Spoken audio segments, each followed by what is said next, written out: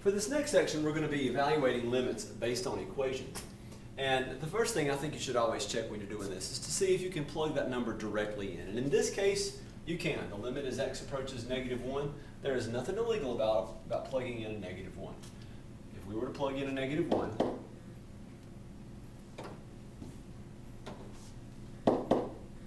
then we would have -1 squared plus 5 times -1 plus 4, and then -1 plus 4.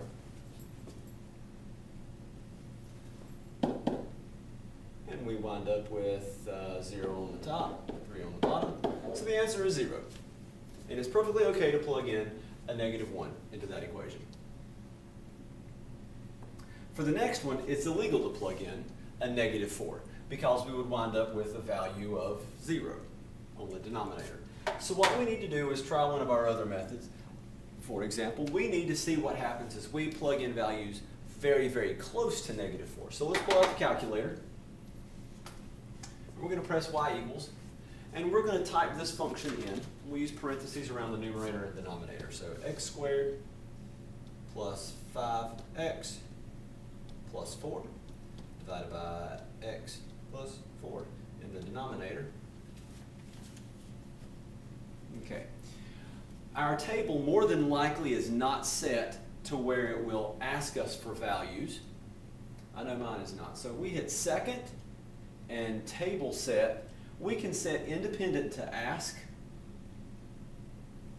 Once we set it to ask, we'll be able to type in whatever we want.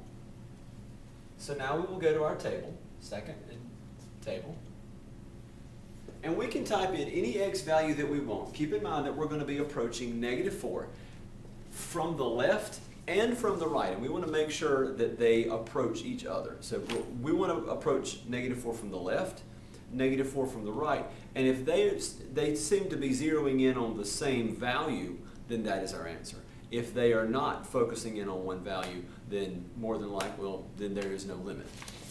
Not more than likely, there is no limit. So we're going to plug in values close to -4 from the left, like -4.1. Okay, let's get closer. -4.01. Okay, I mean, you can see where this is going. -4.001. We're getting very close to -4. Now, if we were to plug a -4 in, we'd get an error message because we know it would divide by 0. Now we're going to plug in values that are close to -4 on the right side. We're coming at it from this side. So -3.9. I'm actually going to go ahead and put -3.999. You'll see where I'm going with this in just a second. Okay, we've set up the table to where we can see that we're approaching from either side. That's why I went ahead and put the values that were very close to -4 in the middle on either side. And as we approach -4 with the x values, the y values tend to approach -3. So there we go. So the answer to this one is -3. Let me show you an alternate method for this one. X plus 4, x plus 1 over x plus 4. We can cancel those out. That's going to give us an x plus 1, and plugging in a -4, because now it's legal. If we put -4 plus 1 right there, we get -3.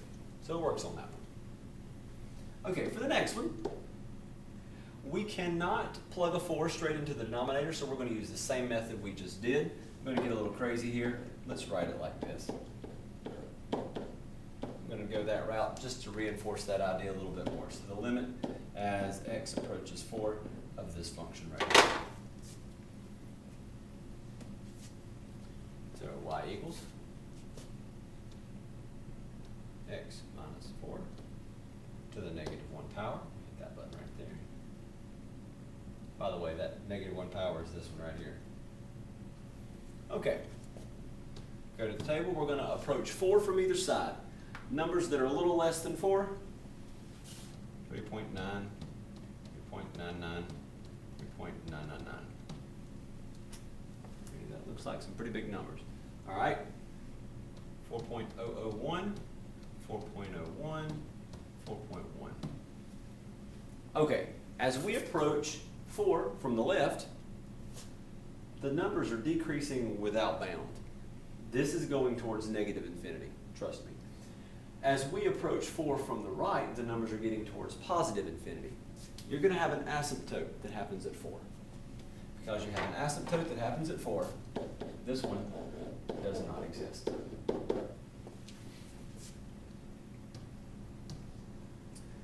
I could get this thing aligned, I'd be a happy man.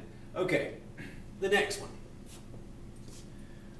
Exact same idea, now we're squaring the bottom, and we obviously can't put a 4 straight in, so let's go back to the calculator. Y equals. We're going to raise it to the negative 2. It's the same thing. Perfectly fine. Let's go with a graph here. Just want to see what it looks like. You can graph it, by the way. You know what? Let's just stick with the graph. Let's talk about the graph for a second. As we approach 4 from the left, it's going to go up towards infinity. As we approach 4 from the right, it's going to go up towards infinity. We can look at the table if we want to, and you can actually see it on mine, because mine shows multiple representations. But it's going to go 1 times 10 to the 6th, that's 1,000,000. And it's going to get bigger and bigger and bigger and approach the national debt, and it's going towards infinity until we default on our loans. Sad. This one